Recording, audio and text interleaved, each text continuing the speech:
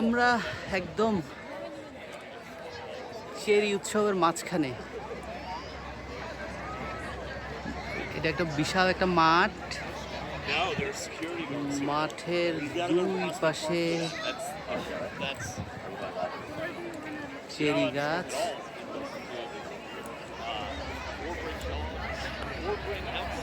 এবং এই গাছ থাকবে খুব অল্প সময়, সর্বোচ্চ 1 সপ্তাহ, 10 দিন।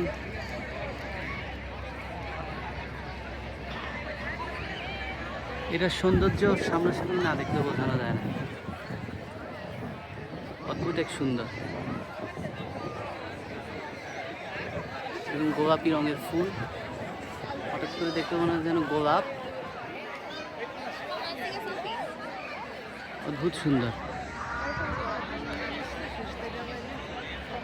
আর নীল আকাশের পটভূমিটা আরো